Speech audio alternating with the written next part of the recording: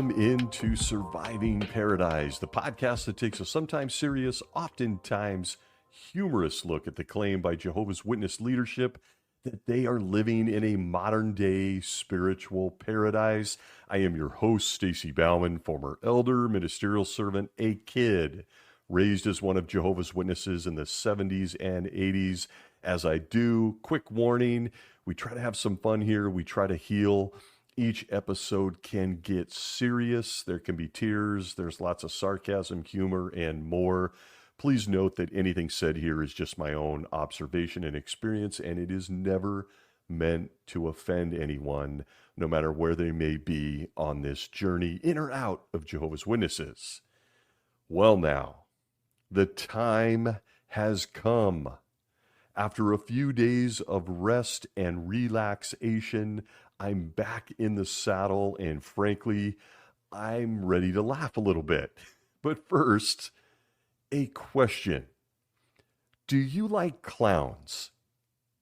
Serious question. I couldn't care less about them. If anything, I find them annoying and did as a kid as well. I don't know. They're nothing to me. But I'm sure we have at least one person listening that is downright terrified of clowns. I know. According to the Cleveland Clinic, a fear of clowns is a very real thing. Children and adults who fear clowns may experience extreme, irrational reactions when they see clowns in person or view pictures or videos of clowns. I actually remember a young friend when she was little that was terrified of clowns. But it goes on to say that someone with a fear of clowns has what's called coulrophobia. Coulrophobia. And it's no laughing matter for some. Those that suffer from coulrophobia can experience fast breathing, their heart rate goes up, they have intense feelings of terror, even throwing up, tossing their lunch when they spot Ronald McDonald. Not kidding. Research even says that females seem to be most at risk for coulrophobia, and it can start at 3 years old. I mean, this is terrifying stuff. Clearly, and I just want to state right here, while some find clowns a laughing matter, I'm one of them, others get sick, literally sick, just thinking about a clown. The history of clowns goes all the way back to Egypt, by the way, which means, at least in my mind, that Moses might have been afraid of clowns. It's a possibility. Come on now. But he wasn't afraid of burning bushes that spoke to him. Interesting guy. Just a little side point. But while some fear clowns, many find clowns entertaining. It really is a paradox. I'm sure you would agree. But who doesn't like to be entertained? Keep all that clown-like laughter or fear in mind for the next hour or so. Let's have some fun with this whole clown thing, just off camera and in the background. Recent times have been hitting a little different in Jesus' earthly organization. The governing body has been receiving an unprecedented amount of new light from the king and his father, and it's been very hard to keep up, at least for me. These last days of the last days of the last days have felt a lot like a roller coaster and very, very serious at times. We've got some tough subjects ahead. And after myself spending some time out in the trees just south of Canada, beautiful country, I feel like it's time to laugh a little bit. And it has been a while since this show did a greatest hits grab bag for Jehovah's Witnesses. So here we are this week. Let's take a look at my personal entries into the Jehovah's Witness greatest hits grab bag. Might I add, this is already volume 4. We've got 3 prior greatest hits episodes on this stupid little podcast.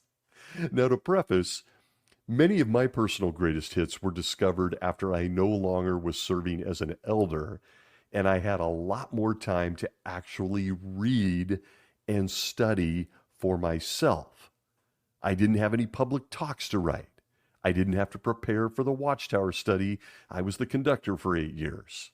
No weekends spent driving around in circles, dropping literature under doormats. No all-consuming schedule that never allowed me to spend time looking at the actual history of Jehovah's organization.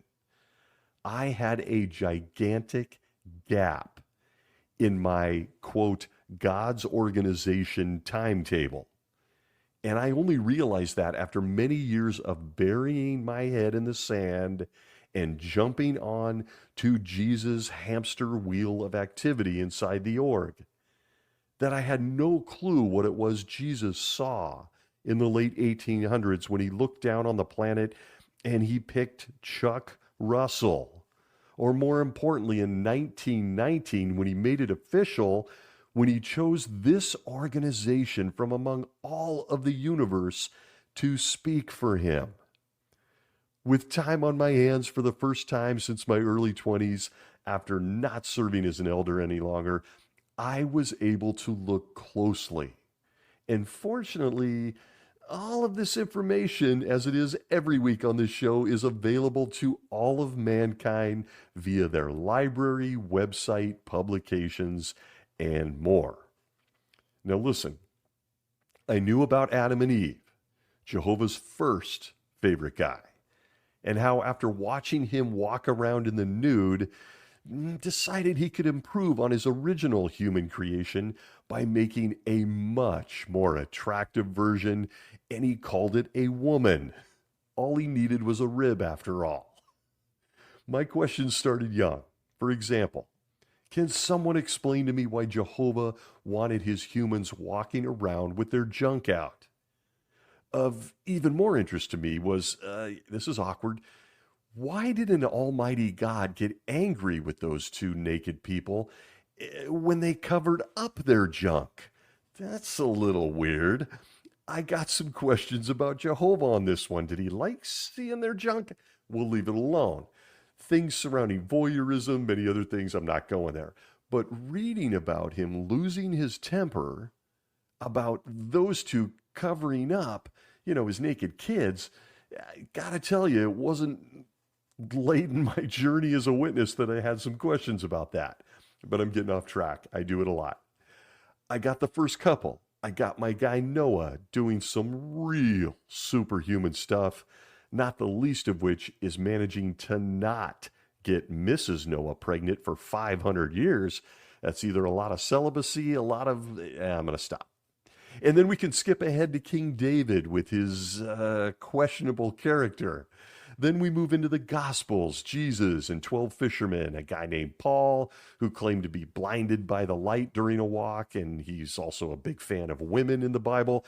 There's some other stuff. Then we got a book called Revelation that arguably rivals any mushroom trip someone would take in 2025, but it does give us dragons and monsters and stuff, and a very literal number of those who will live in heaven and those rare people we all get to spy on during the memorial to see if they eat a cracker or drink the wine.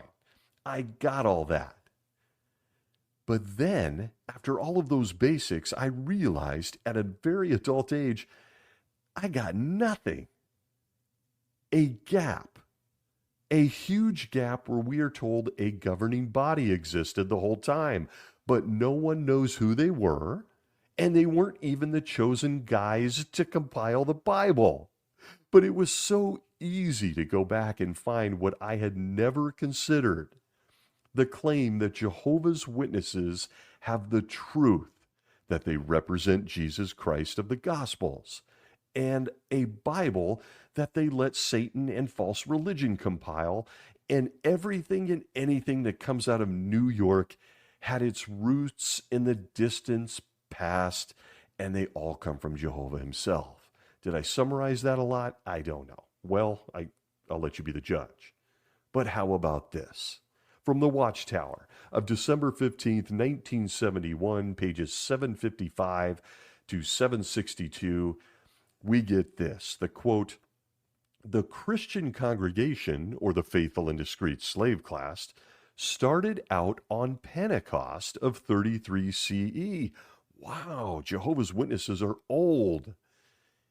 Back to the quote, with 12 members on its governing body, and that governing body located at Jerusalem was increased from the 12 apostles of Christ to include other elders of the Jerusalem congregation. So the governing body at that vital Jerusalem council included the 11 surviving apostles of Jesus and the disciple James, who seemed to have been chairman of the occasion. What a privilege. Also Judas, Barsabas, and Silas as leading men among the brothers. Yes, prophets. Did I just see a paragraph with governing body and prophets? Yes, you did. Back to the quote. And doubtless Paul and Barnabas. That means at least 16 anointed Christians associated with the governing body back there at Jerusalem. End quote. So here, look, this organization is old. The governing bodies existed since the Pentecost of 33 CE. But how about one more?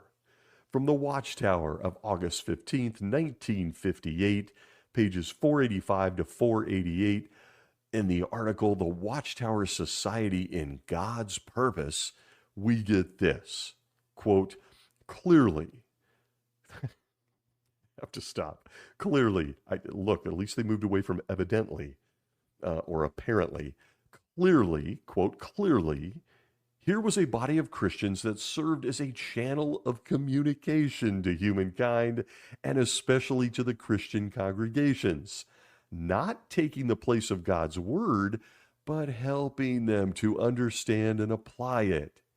In passing, let it be noted that all these in representing Jehovah God were witnesses for him, even as Paul so clearly shows at Hebrews 11:1 to 12:2. Pay close attention, quote, the scriptures further show that at no time did God use more than one channel or mouthpiece, either one man or a group serving harmoniously as one, to communicate to men.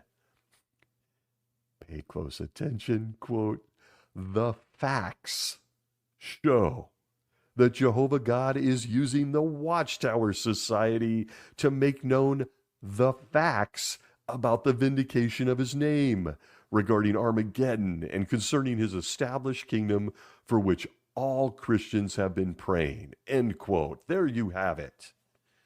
It's a fact. Jehovah's Witnesses are the one true religion. They alone speak for Jehovah and Jesus. They alone understand the Bible. Facts, their words, not mine. And then when I left the organization as an elder, still in, but as an elder, I was able to put some real thought to the claims that starting with Adam and leading up to Jesus, Jehovah had always shown man his one and only mouthpiece to man. And well, as I just shared with you from their library, the facts show that it is the Watchtower Society and the governing body. I can't say this enough, even if it annoys many of you. Why am I emphasizing this point? Because I realize, by the way, that this may be very redundant to anyone who loyally listens to this crazy show or from those that caught my first 3 greatest hits episodes.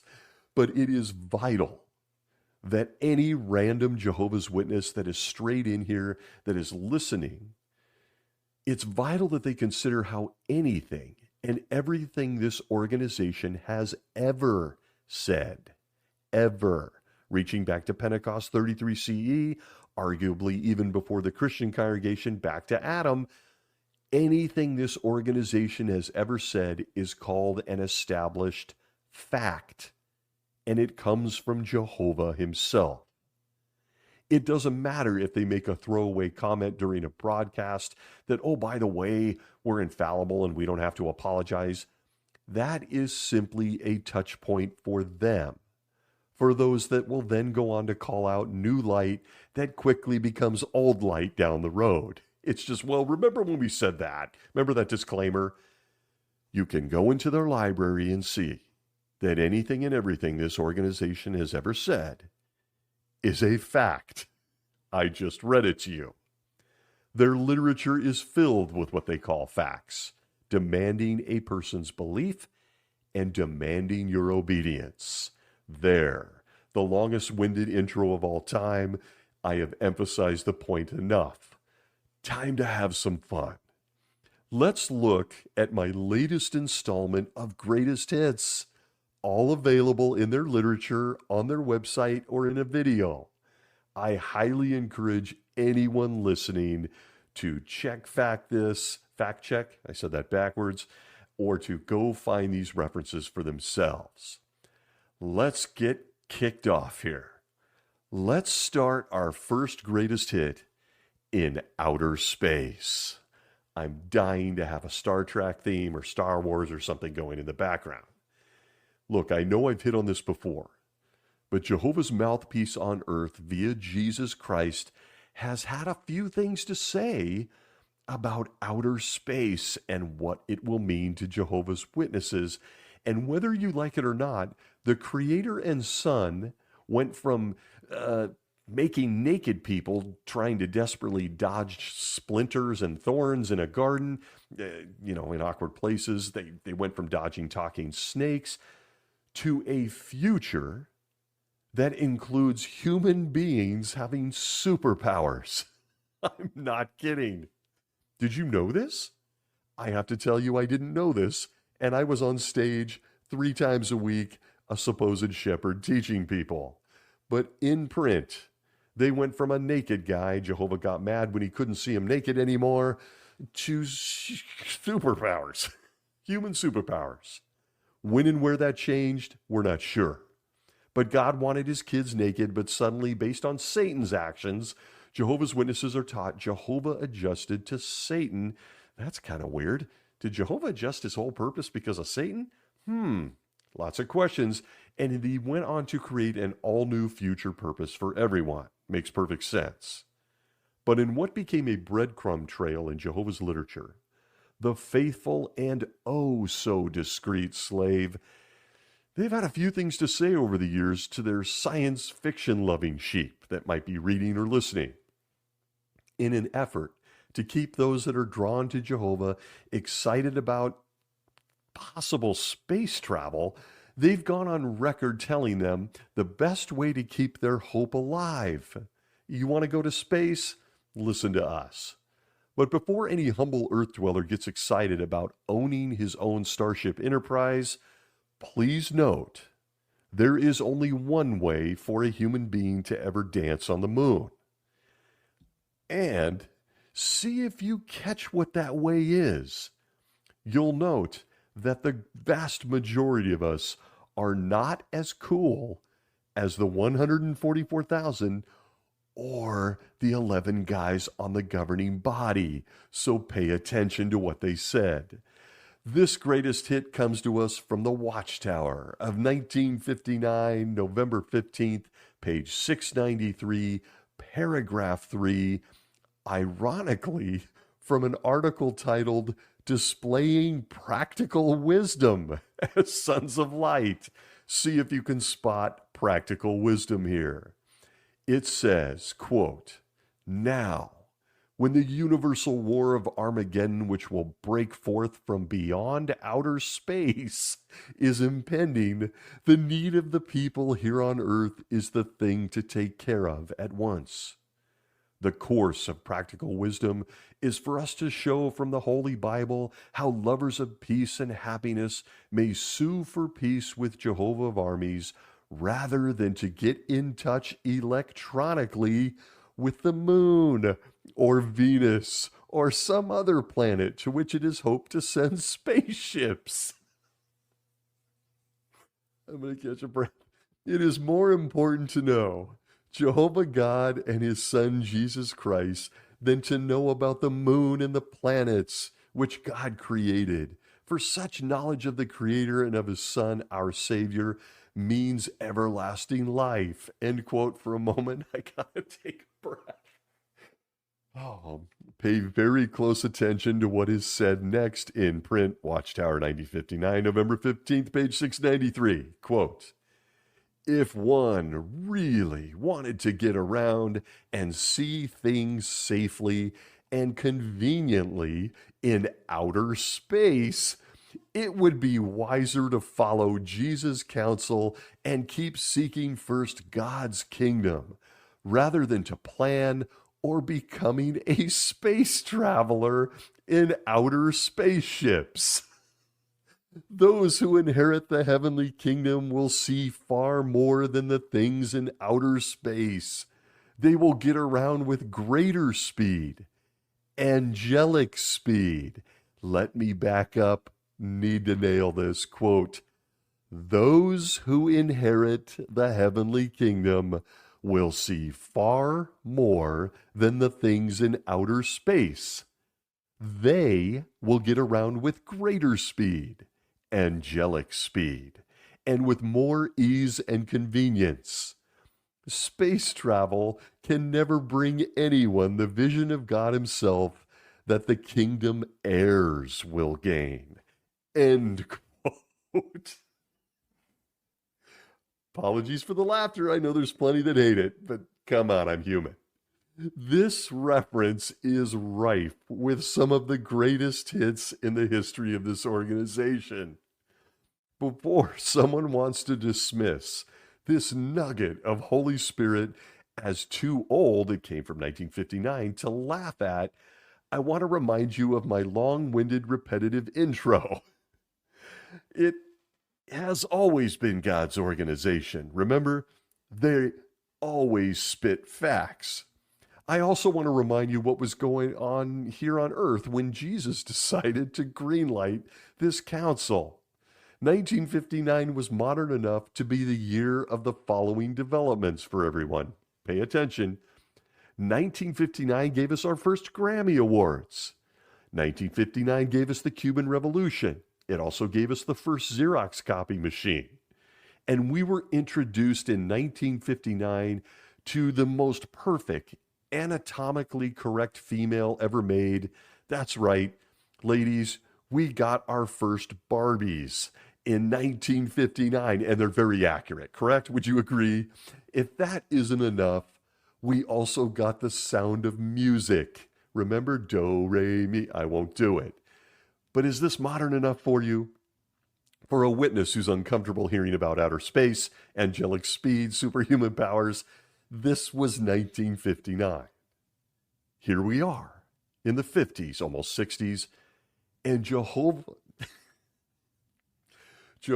and Jesus wants his witnesses who are dreaming of visiting Mars to get their hearts in order. They're getting off track. Where would a Jehovah's Witness in 1959 get all this love for outer space from? Why were people infatuated? Why did Jesus have to counsel them? I don't know. I mean, Judge Joe Rutherford had already told God's people in 1935 that they were going to live forever on a paradise earth. Why would anyone want to go to space? Are we going to make babies? Will the earth get filled? Where did this come from?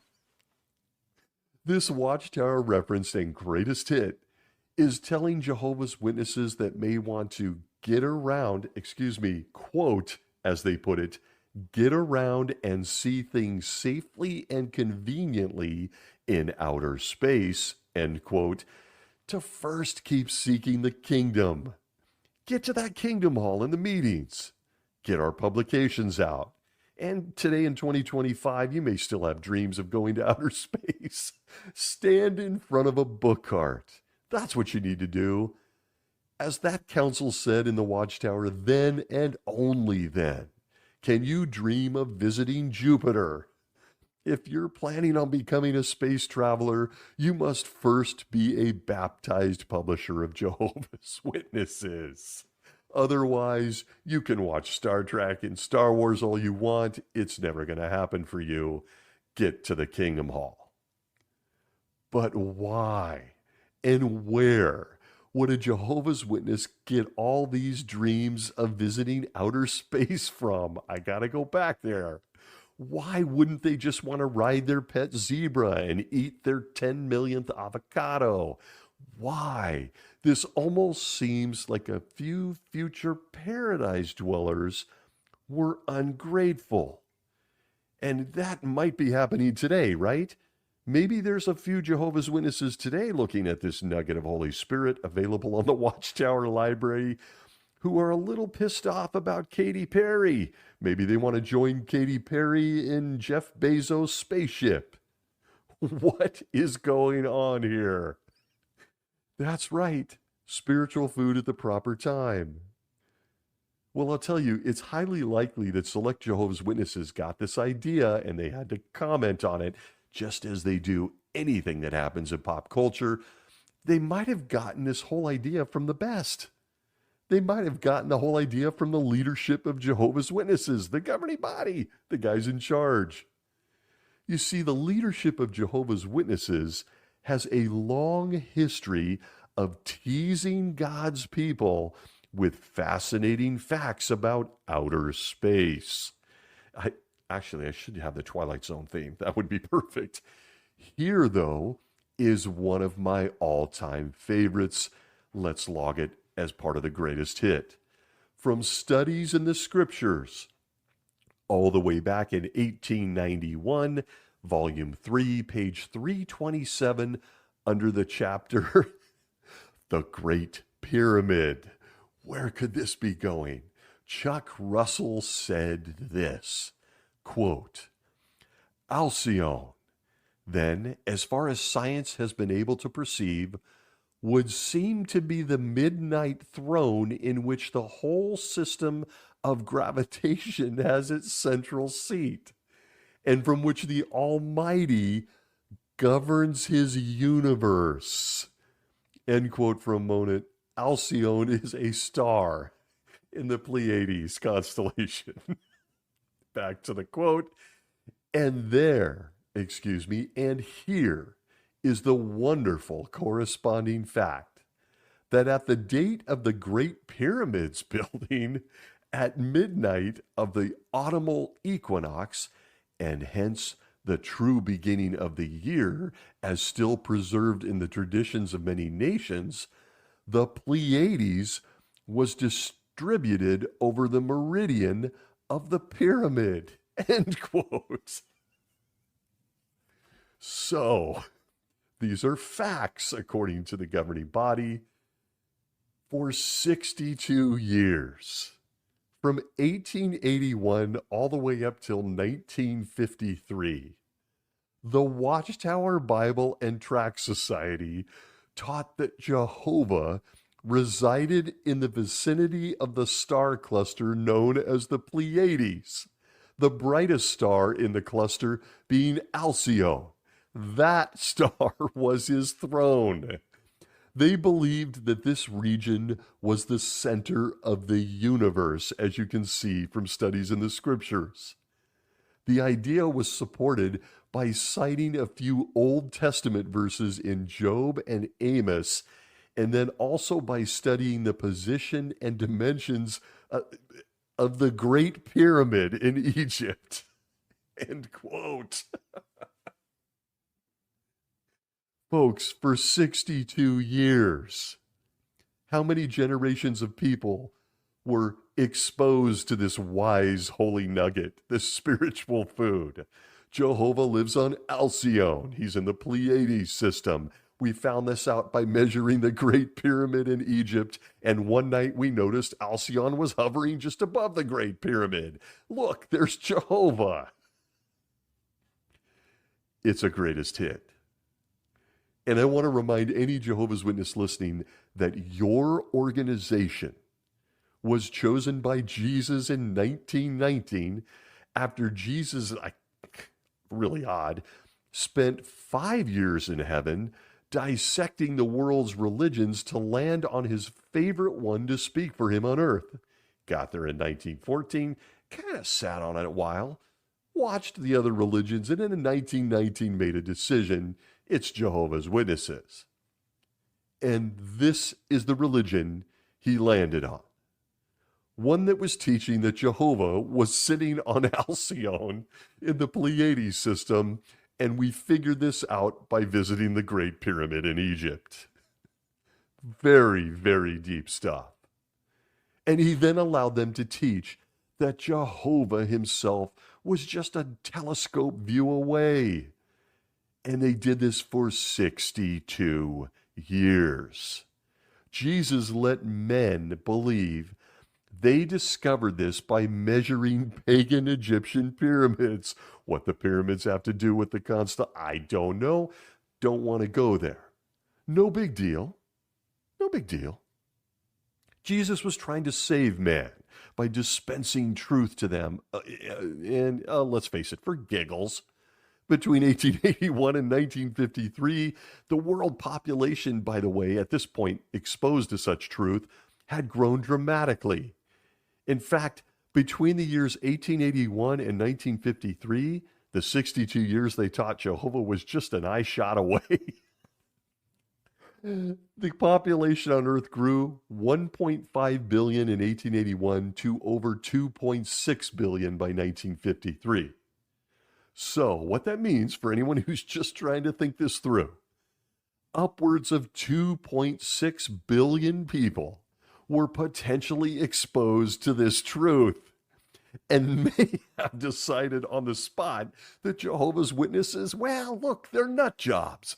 And then, well, they died, so no resurrection for them, only to find out that they were given bad information. They couldn't find out they're dead, but everybody around them, that was just bad information for 62 years. It was just bad information, but it's a fact. It's a fact. Okay, then. The absurdity knows no bounds. And I can hear a Jehovah's Witness now. They're saying, well, I got this apostate guy on this show. This is old light. This is old light. Jehovah's don't worry about those 2.6 billion people that believe Jehovah lived in the Pleiades. And they could go to the pyramid. We could prove it there. Jehovah's going to judge them. That was just old light. Jehovah judged those that turned out a Bible study during those years, those decades, those 60 plus years. And yes, he will. The same Jehovah that let them teach he was just a rocket ship ride away. Where could Jehovah's Witnesses get this strong desire or even contemplate wanting to go to space, to investigate all the planets, to fly around in starships? Does landing on Pluto give me a better view of Jehovah, by the way? I can't wait to do it. But folks, consider a sampling of what Jehovah and his son were teaching witnesses and the world for decades. From the Zion's Watchtower of 1903, May 1st, page 3184, oddly titled article, An Astrologer's Outlook. It tells us this, quote, when Uranus and Jupiter meet in the humane sign of Aquarius in 1914, the long-promised era will have made a fair start in the work of setting man free to work out his own salvation and will ensure the ultimate realization of dreams and ideals of all poets and sages in history. End quote. Again, Watchtower, 1903. Yeah, if you're sitting back in your chair, I hope it's safely. That's right, astrology. Astrology helped the leadership of Jehovah's Witnesses, because remember, governing body wasn't around till 71, but they've always been around. It's very confusing. Those guys were using astrology in 1903 and commenting on 1914. And Jesus still chose them. They then went on to say, well, the very stuff we were using, like astrology, well, that's condemned now. Jesus chose us anyway. Wasn't that nice of him? But it's very demonic stuff now. Hey, what's your sign? This is the history of Jehovah's Witnesses. Outer space, the stars, pyramids, and more. But how about this? from the Watchtower of 2009, March 1st, page 9, under the section, Did You Know? Let me tell you, I didn't. It's got this quote, astrology probably originated with the early Babylonians, who made the stars and constellations objects of worship, end quote. Apparently, whoever wrote the 2009 Watchtower was completely unaware that the guys that came before them, well, they were using the Babylonian stuff just to land on 1914, which of course is their date. Astrology. Back to the quote, this form of worship came to be practiced by the Israelites when they deviated from true worship, end quote. Wait a minute. Hold up. You're a Jehovah's Witness. I just read to you from your treasure trove, your library, that astrology was what they used to land on 1914. But they're then going on to say in 2009 that it's all from Babylon, it's demonic, and it's a deviation from true worship? Wait a minute. Back to the quote. By the time of Judean King Josiah, astrology was widely practiced in the land. God's view of matters was clear. Centuries later, the Mosaic Law had prohibited star worship. Oh my God, wait a minute. The Mosaic Law had prohibited star worship on the pain of death, end quote. Uh-oh. What? The same group that was using astrology to point out 1914. You might be toying with demons today if you read your horoscope. Who should I date? What job should I take? But back in the day, it was astrology, the stars, space travel, all that stuff that helped Jehovah's Witnesses identify just when it was that Jesus was going to become king in 1914. Again, why do Jehovah's Witnesses want to visit the stars? Why are they interested in what's in the sky? Why do they want to do space travel, visit the planets? Why? I can't imagine where they got it from. But how about just one more? In Judge Joe's book, Reconciliation, 1928, page 14, Judge Joe says this, quote, but the greatness in size of other stars or planets is small compared with the Pleiades in importance, because Pleiades is the eternal throne of God.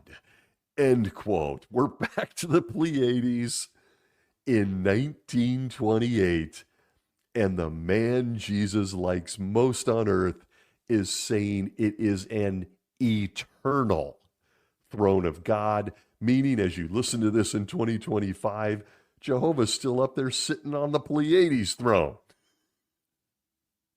Somewhere along the way, after 62 years of letting people believe that Jehovah lived in the Pleiades system, well, in a twist of fate, Jehovah decided to suddenly tell the truth. And when God wants to clear up 62 years of lying, he comes clean in the most demonstrative way you can imagine. He shouts from the sky, no. He causes a flood, no. Looking at you, Noah, no. When he wants to clean up 62 years of lies about where his throne is, he comes clean on page 703 of the November 15th, 1953 Watchtower, where he told us finally this, quote, hence, it is useless to indulge in unprofitable speculations, end quote. New favorite quote for anything from this org. Back to the quote, incidentally, Pleiades can no longer be considered the center of the universe, and it would be unwise for us to try to fix God's throne as being at a particular spot in the universe.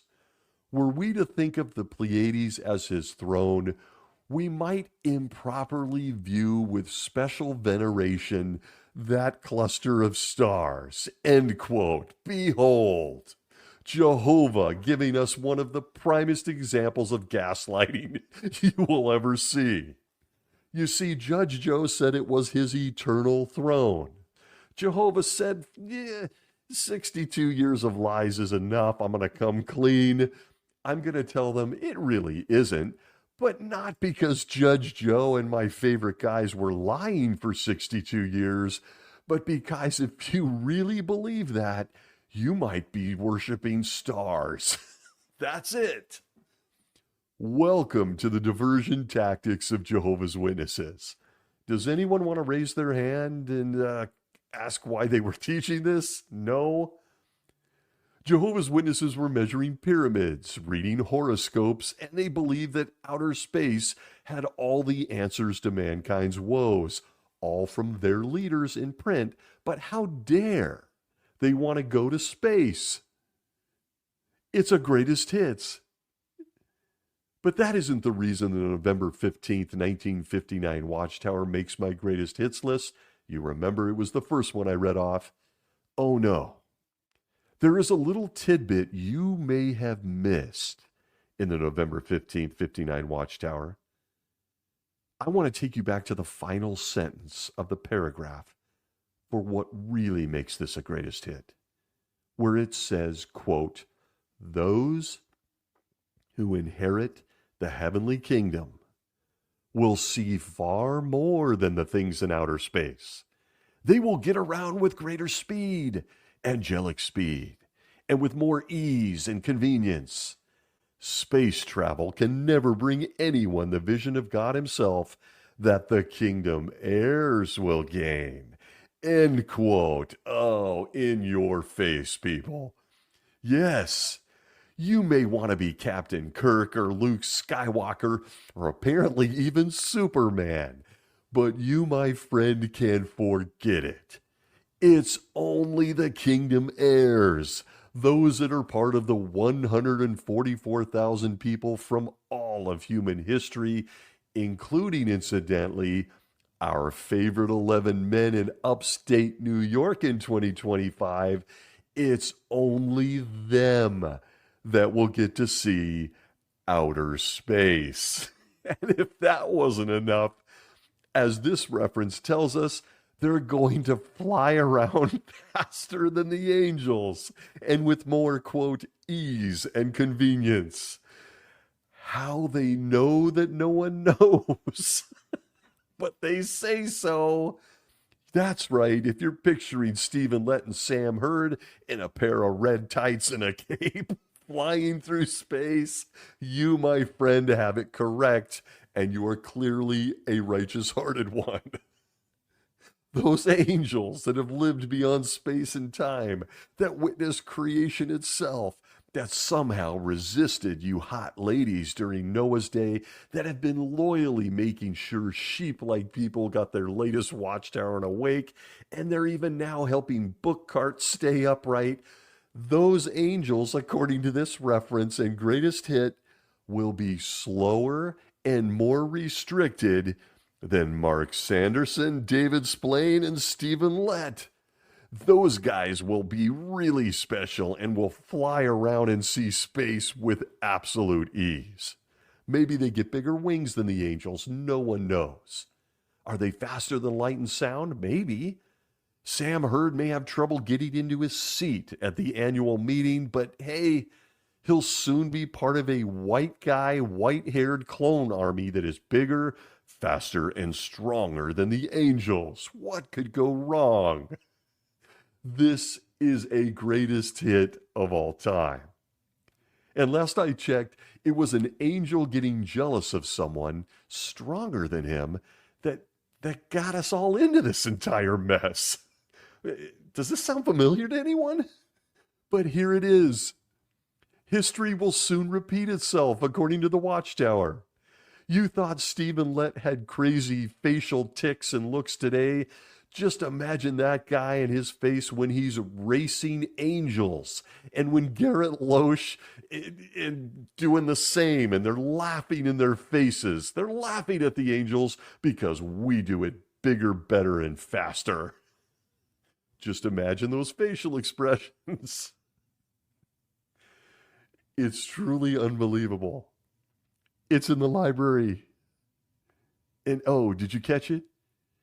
It's important to note that according to this reference in the Watchtower, even if Jehovah's Witnesses get to space someday, they will never get to look at Jehovah, well, the way Jeffrey Jackson will get to.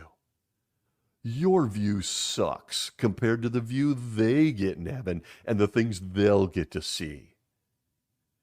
Right there in print.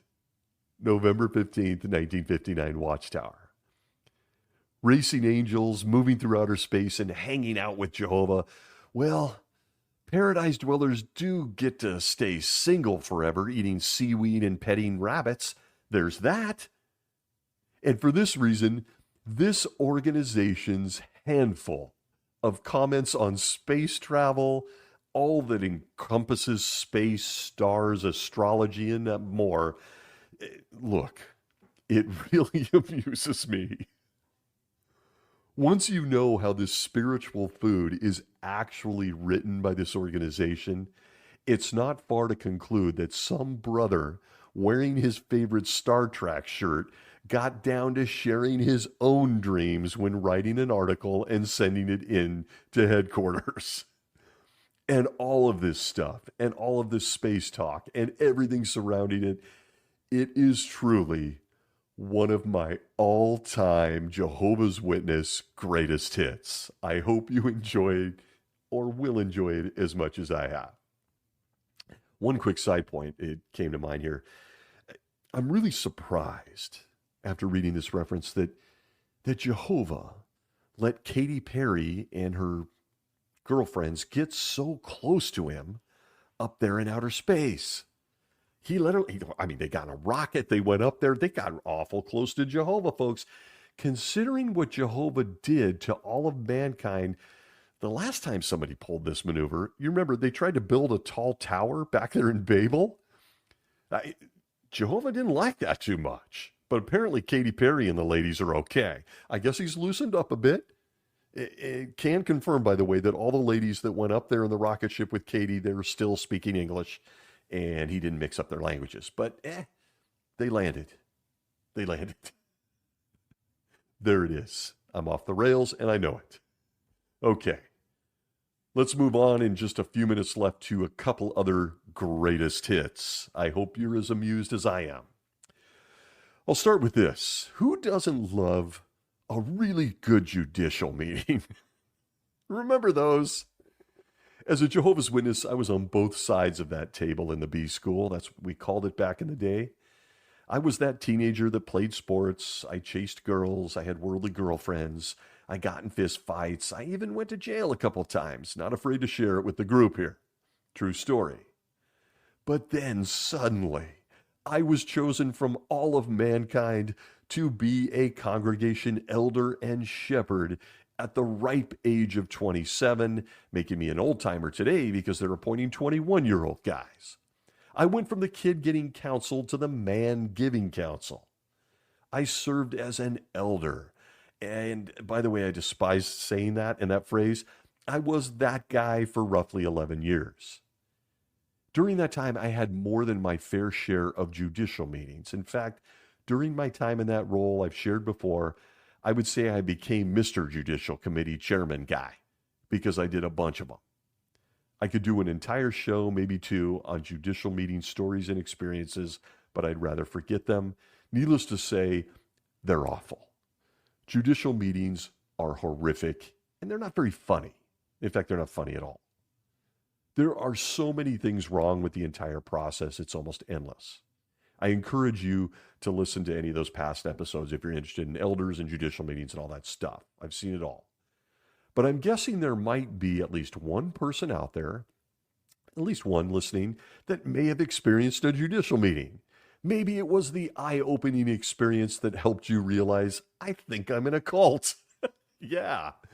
But I never met anyone that didn't have very strong feelings about the experience. While I can't hear you in this one-way communique, describe your judicial meeting in one word, if you would. I hope you said it out loud, and I'm sure none of them were good words. Remember, though, it's all about love. So with all of that said, there is probably nothing more chilling Then 3 grown men sitting with a female, a woman, or a minor young girl, and asking them to review their private sins so that they, the 3 men, can decide if the young girl or woman is repentant or not. With the majority of sins in this organization usually involving sex, well, you have the most hideous arrangement Jesus Christ ever allegedly put in motion, but of course not until the 20th century. It's all very fuzzy. You might remember Jesus doing the unthinkable at one point and actually speaking to a woman, and a Samaritan apostate woman at that, and telling her, "Oh, I know you've had 5 husbands, and that I know you're currently getting naked with a guy not your husband. If you want to read about it, it's in that Bible book at John chapter 4. But when you read the experience, you'll note there's no sign of 2 other men being present. And oddly, unlike a Jehovah's Witness Judicial Committee, he wasn't asking the woman details about her fornication. Where the man touched her, how many times, did she like it?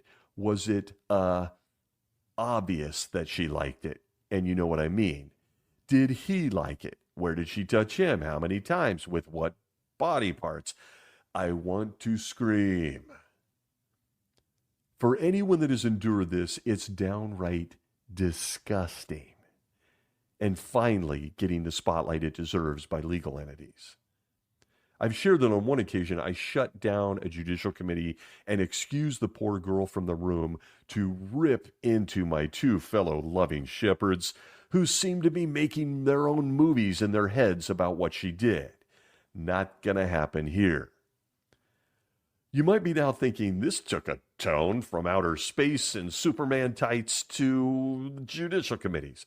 What does this all have to do with the greatest hit in Volume 4?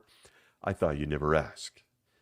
It seems that at least some point when creating the judicial committee arrangement, not found anywhere in the Bible, feel free to go look, Jesus agreed that 3 men gathered in his name could,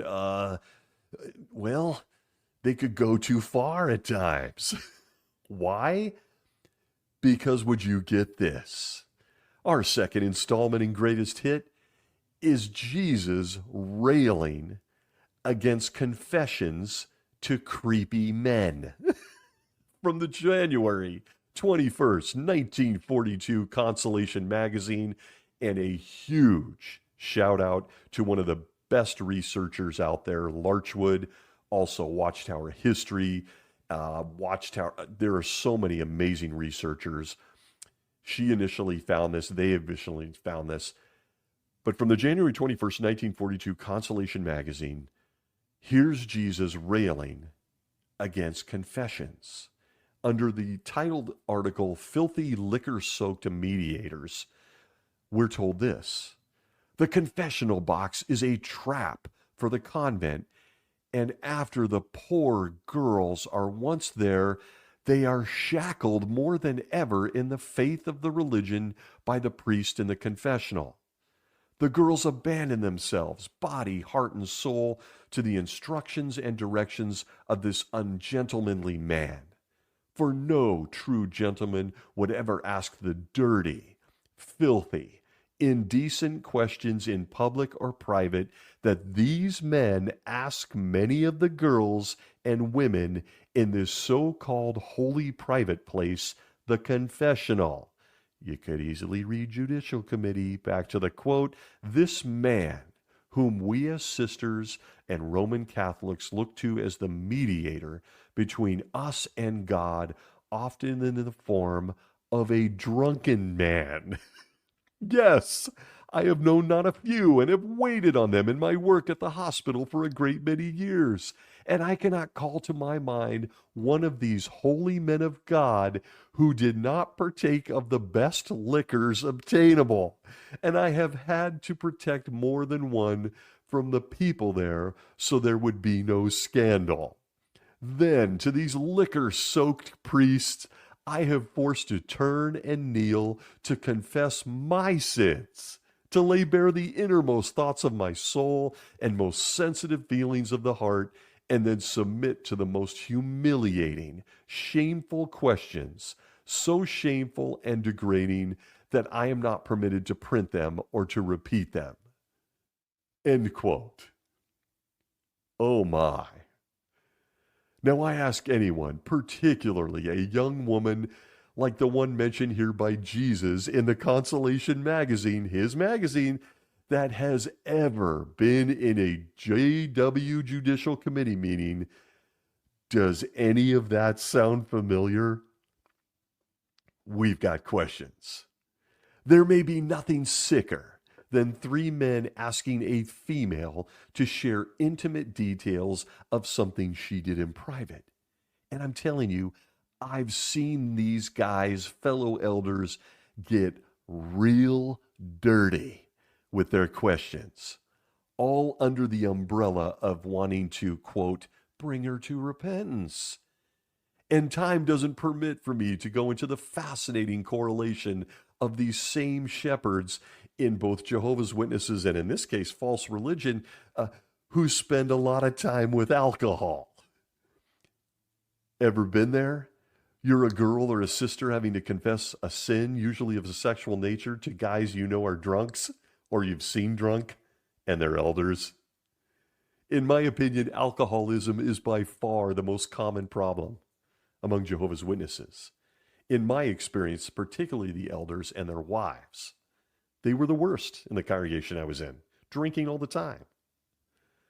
But just like this nugget of Holy Spirit from the 1942 Consolation, this doesn't stop them from judging you.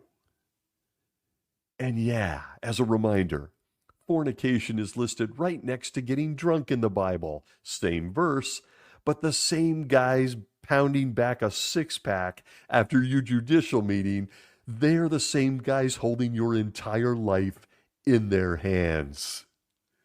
You were making out with Tommy, and his hands went under your shirt. The guy tossing back 4 drinks every night will decide if he can tell everyone else in the congregation to treat you as dead moving forward. All of this in this, quote, the holy places, otherwise known as the Kingdom Hall. But there it is. Greatest hit number 2, food at the proper time from the faithful and discreet slave, in print. Same organization Jehovah's Witnesses swear their loyalty to at this very hour. But at least none of them had beards back then, right? They didn't have hair on their chin. That Jesus guy, I got to tell you, the guy running this organization, he's really changed. He now allows the elders he chose to act like the drunk perverts he was calling out in the Consolation magazine in 1942. Am I the only one surprised by this? The judicial arrangement is hideous. Nowhere is it more hideous than what's going on with children, and more arguably with women in this organization, as 3 grown men, with alcohol usually being one of their secret issues, calling the shots. But there it is. Greatest hit number 2, Consolation, January 21st, 1942. Jesus seems to have done a complete about-face in his personality, right? Okay. Fatigue is setting in. How about one more greatest hit this week? I try to include 3 in each of these volumes, and I've been very long-winded. I'm reaching into the, I don't know, what is this, the Holy Spirit grab bag, and I think I have one more to share. That is somewhat, I don't know, I guess it's sticking with the theme this week. It's wise counsel directed at you ladies. And I'll admit here and now, I'm going to cover this incredible series of articles that I found this in. I'm going to uncover them all at some point. They're downright unbelievable. But I'm going to share just a tiny nugget as another greatest hit. It's a teaser from The Awake of April 22nd, 1974, page 12. That time Jesus saw fit to have one man's desires printed in his communication to all of mankind, or should I say one brother's. It reads like this, quote, caring for the home and cooking tasty and nutritious meals are also integral parts of marriage. One husband expressed his complaint bluntly. Maybe other husbands will disagree with me, but I'm sorry, but I would rather have a cleaner house and better fed kids than a wife who lets everything go so she can rest up for sack time. End quote. I'm truly sorry, folks. I'm only human. I can't help it. But you heard me correctly. That's right, ladies and my former Shulamite maidens listening in. The women of Jehovah's Witnesses living their best life in accord with Proverbs chapter 31. All of you ladies, the faithful and very discreet slave would like to show you their humble discretion by putting this anonymous Jehovah's Witness brothers' comments into their magazine for your immediate consideration. You see, ladies, when you're done pioneering, when you've gone to 3 meetings a week with your kids in tow, and in 2025 you spent a few hours daily standing in front of a book cart in your new pants, that's kind of cool, you can then access the Watchtower Library for a counsel that will change your life. There, buried in a spiritual treasure chest, you're encouraged to dig into every meeting, can be found things like this. A reminder that if you really want to be a good wife, you will also make sure you've cleaned the damn house and fed those kids. Oh, and if you're selfishly putting off making my lunch, scrubbing a toilet, or doing the laundry in favor of, I don't know, shaving your legs and slipping into something, kind of sexy, and waiting for your husband to get home so you too can get laid, well, the governing body of Jehovah's Witnesses wants you to know you, dear sister, have missed the mark as a woman. If you think letting the laundry pile up because your sole purpose is planning your day around, what did they call it? Quote, sack time. Just a reminder that Jehovah and Jesus, and those angels that get really horny for you ladies, I don't know, Bible told me, they're all watching. And wow, are you selfish? You're selfish. How dare you neglect ironing my shirts so you can rest up for the workout I'm going to put you through later tonight? I can't believe this is still in there. Sack time. I'd rather have my wife neglect the kids in the house, or I'd rather have her do those things and neglect sack time, said no guy ever. Okay? No guy ever. The nameless brother quoted at least showed love for his fellow brothers by saying some husbands might disagree with his priorities for their wives. Oh, and by the way, I think I can speak for the majority of men that if you want to skip vacuuming the living room, you can. Well, I'm very okay with it if you're saving your energy for you and me time later, okay? But not this brother, not this guy. What a spiritual giant among men. You might look incredible in your birthday suit, but I can't help but notice the bed wasn't made today. The awake of April 22nd, 1974. Yeah. There. A greatest hit if I've ever seen one. From the throne of God, via his Son, and through the greatest men in all the earth, the governing body.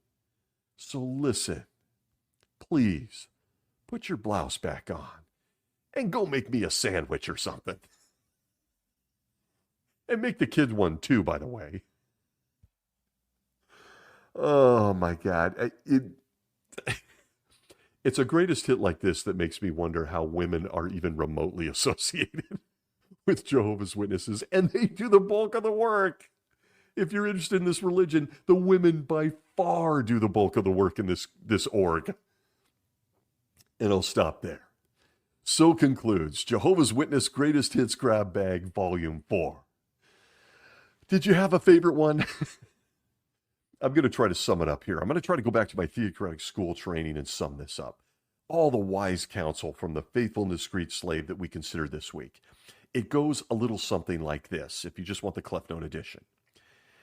If you're a lucky woman whose husband let you beg off from scrubbing the toilets so he can enjoy you during sack time tonight, just please know that if it's everything you dreamed it would be, and it ends with everyone satisfied, including you seeing stars in outer space, you know Jehovah no longer lives in the Pleiades, and since you're married, you won't have to confess your sack time to the 3 drunk guys at the Kingdom Hall Judicial Committee meeting. There's my summary of the 3 greatest hits. Did I cover it well?